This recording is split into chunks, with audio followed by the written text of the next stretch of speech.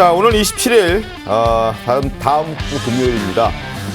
첫 변론기일을 잡혔습니다. 헌법재판소가 이제 윤석열 대통령 탄핵 심판의 첫 변론기일로 오는 27일로 시간을 잡았는데요. 굉장히 현재 시간이 이제 빨라지고 있다는 평가가 나오고 있습니다. 화면 함께 보겠습니다.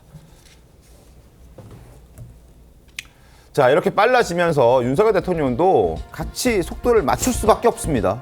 지금 변호인단을 구성하기 위해서 동분서주하고 있는 그런 상황인데요. 일단 확인된 사람들만 소개를 좀 먼저 해드리겠습니다. 김홍일 전 방통위원장 전방에서 지휘하겠다라고 우족한 나라도 도와야 되지 않겠느냐 뭐 이런 취지까지 밝혔다고 합니다. 주변 사람들에게. 윤석열 대통령과는 검사 출신부터 인연이 있었고요. 그리고 석동현 전 사무처장 후방에서 지원하겠다고 하는군요. 서울대 법대 동기이자 40년 지기 친구로 알려져 있습니다. 그리고 최명성 선임 행정관 역시 이제 여기 법률 대리인에 들어가겠다라고 입장을 지금 밝힌 상황이고 전해지고 있습니다. 박근혜 전 대통령 탄핵 심판 때 대리인을 했던 경험이 있는 사람들입니다. 자, 김홍일 전 위원장이 일단 이런 입장을 밝혔습니다. 주변에 어쩌겠습니까?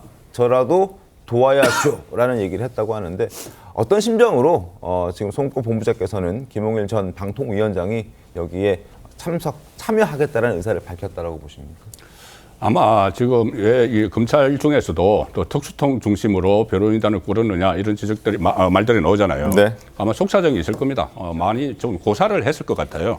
일반 그러니까요. 변호인들이 고사를 하니까 김홍일 위원장 같은 경우는 과거에 중수부장 할 때 그 윤석열 대통령이 중수부 이과장 하면서 네. 인연도 깊고 그렇죠. 나도 방통위원장에 또 임명을 했는데 결국은 뭐 중간에 사퇴를 했지만은 네. 그런 인연이 있고 그리고 인간적으로 맺어진 관계니까 나라도 좀 도와야 되겠다 하니까 그러면 김홍일 전 위원장을 중심으로 해서 검사 출신들이 포진을 하는 것 같아요. 네. 그런데 한 20명이면 너무 많은 것 아니냐 이런 이야기도 하지만 그때 노무현 전 대통령 탄핵 때도 그때 문재인 전 대통령 중심으로 12명, 그리고 박근혜 전 대통령 때도 유영하 변호사 중심으로 18명인데 그것보다는 좀 많아야 돼요, 지금은. 왜냐하면은 많아야 됩니까? 두 가지를 해야 돼요. 네. 하나는 물론 이제 서로 이제 나눠서 나중에 역할 분담을 하겠지만은 하나는 수사에 대응을 해야 되는 거예요. 그렇죠. 수사에 대응을 해야 되는데 사상 초유의 전직 대통령 내란죄이기 때문에 법리 다툼을 할 게 굉장히 많을 것 같거든요.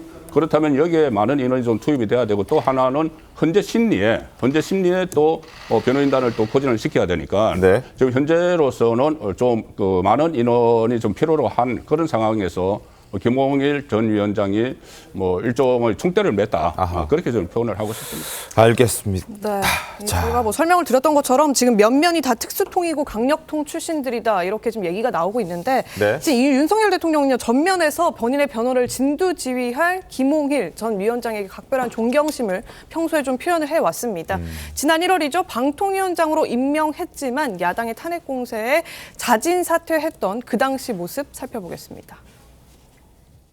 임명장 김홍일 방송통신위원회 위원장에 임한 대통령 윤석열. 김홍일 위원장은 윤석열 대통령의 아바타입니다.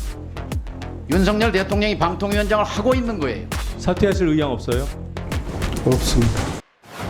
탄핵 사유가 법적 정당성을 결하여 이유 없음은 국민들께서도 잘 알고 계시리라고 생각합니다.